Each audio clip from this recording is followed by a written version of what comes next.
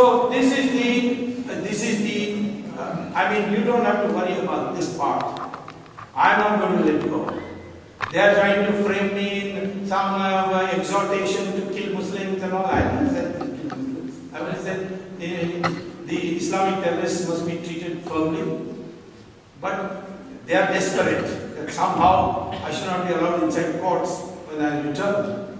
But that doesn't matter. I will fight the case from inside the jail also if necessary. But I also know that it will be a great platform. So, consequently, as far as fighting this case is concerned, I can tell you that nobody can escape. But we need solutions, that we don't have to go through this painful process of going to court. And that means independent prosecution. See, the slowness is demonstrated in a comparison between the United States and India. On the 8th of January 2008, there was a press conference in Hyderabad where Satyam founder called Rajiv said, I have sinned, I have manipulated the accounts and I am ready to face any punishment. One day before in New York, there was a guy called Bernard Madoff. He held a press conference and said, I have sinned, I have used Ponzi schemes to deprive people of their pension fund, I am ready for any punishment. In 6 months, in the United States, Bernard Madoff was convicted and sent to jail for 150 years. But Ramalinga Raju, he is enjoying in the air-conditioned rooms of the And that is the problem. There was a lot of cynicism in India, nothing will happen, no minister will go to jail and so on. Now they are all celebrating, there is a lot of enthusiasm. Country is awakened. Now people have renamed Tihar as Club Tihar, not Tihar Jail. So this is the extent to which the public participation has grown. We must keep this up. Don't please be despondent. But I will say, these short-run measures are okay, but you must think of the long-run measures also. Why are we corrupt? India was not corrupt 500 years ago. Foreign travelers who came from other countries like Vasco da Gama, Farsian from China, Wang Jianchong from China, Mark Twain from USA, they all record that Indians are so honest that they don't even lock their houses. What has happened? They say after liberalization there is more corruption. Why? Because I will tell you, the real reason is that we are slowly moving away from our traditional values into this materialism is everything. Making money is the most important thing. Your social status now depends on how much money you have. This is not our tradition. I went to IMM and addressed the students and I asked them, why are you here? They said, because we wanted a good job. I said, you have no love for the theory of finance or the theory of marketing. You're here because you can make some money. Want a good job?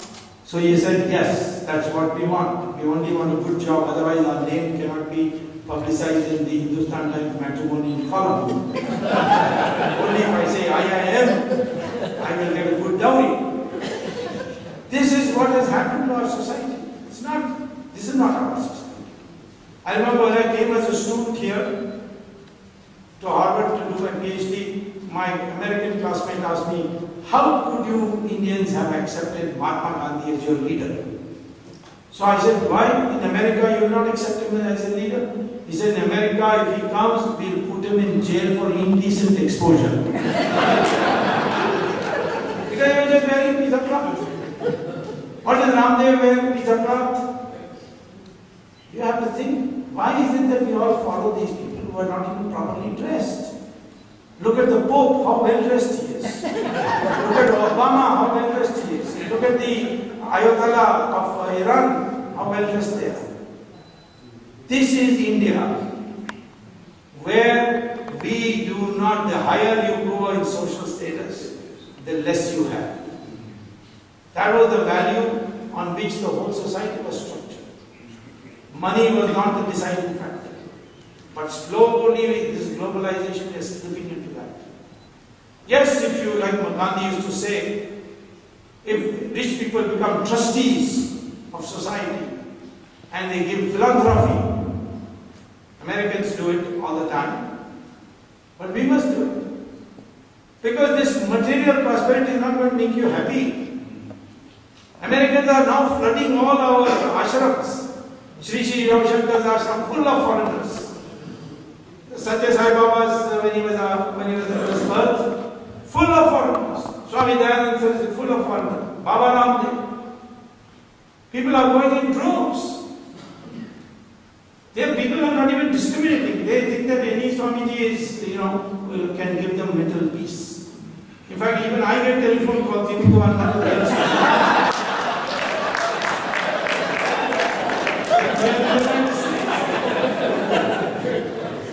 Recently, this most rich actress, what's her name?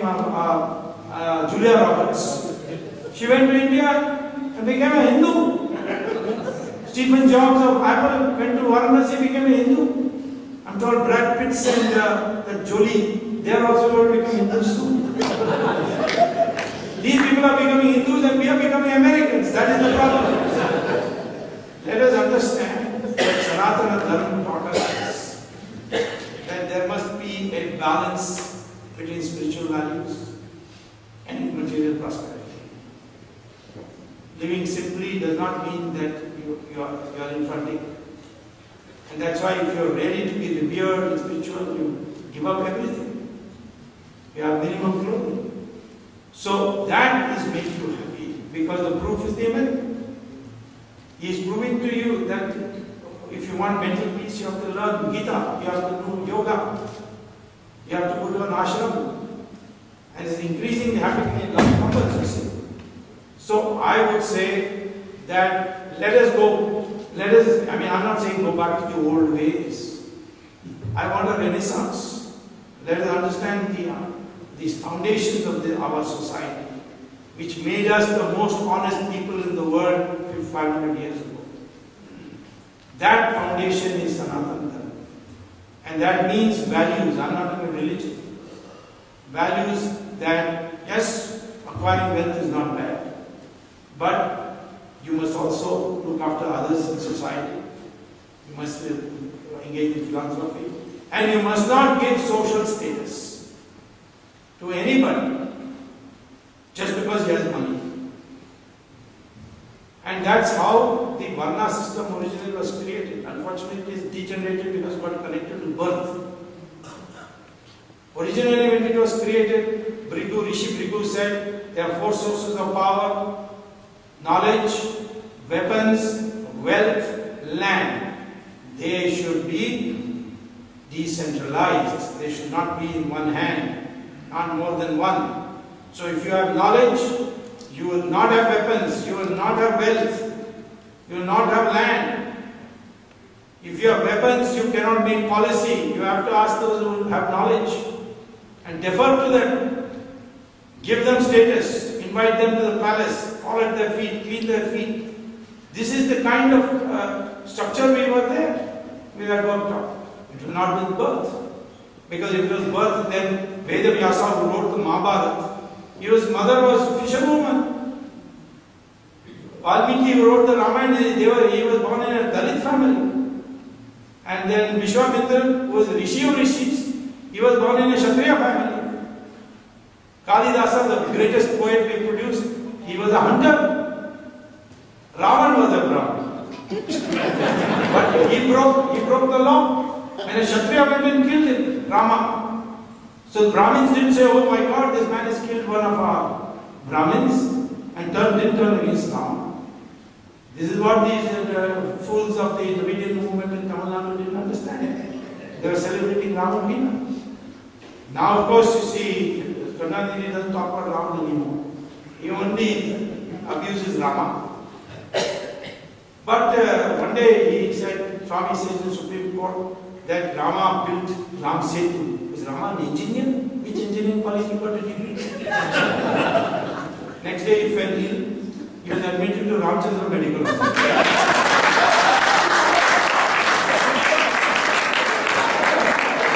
So I wrote to him, at least he's not got MBBS, be happy.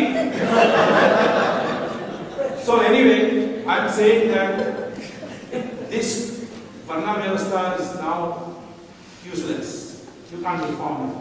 So let us please become one in accepting these values. Our DNA says we are all the same. Whether we are Hindus, Muslims, Christians, scheduled castes, Brahmins, all DNA is the same. But skin color has got nothing to do with race. It has got to do with pigmentation of the skin. It is in its response to the sun rays. If you take out the pigmentation, your color will change. That's what Michael Jackson did. He took out his pigmentation and became a white man.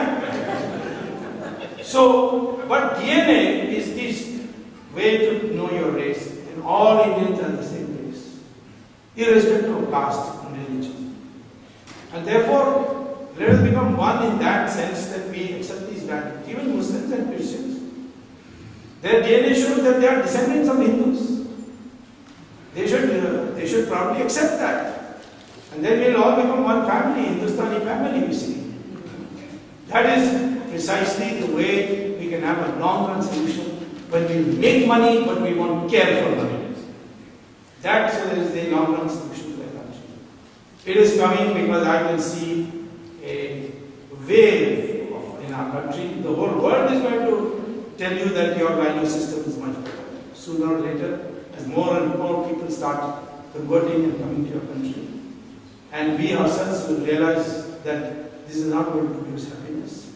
So, corruption can be solved, that's not a problem. If you want to get all this wealth back, it's very easy. All the government has to do is to declare all Indian accounts in every secret bank of the world is now Indian property, Government of India property, and those who can prove that their accounts have been legitimately created, legitimately deposited, their accounts have been returned.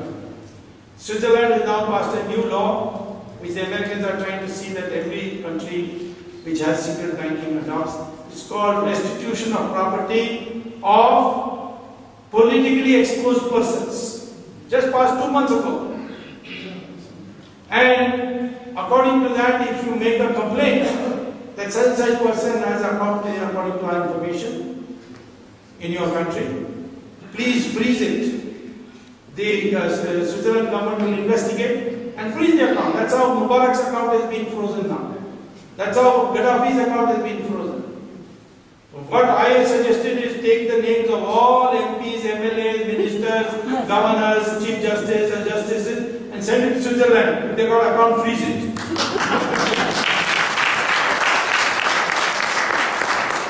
So these are not the issues. The fundamental issue is this mentality. Money. Money is everything. Make money, of course you must make money. But you should not be, should not make the goal of your life to make money. And that will be the way we can reconstruct our society. I am very encouraged by what is happening in India. We are bound to come out of the depths to which we are sunk. Otherwise, the national security in our country is not safe, our economy is not safe, our people are not safe. This money will enable, once you become crassly materialistic, money will make every value of yours subject to sale and will prostitute the whole society. And to avoid that, we must go back to these basic values. Thank you very much.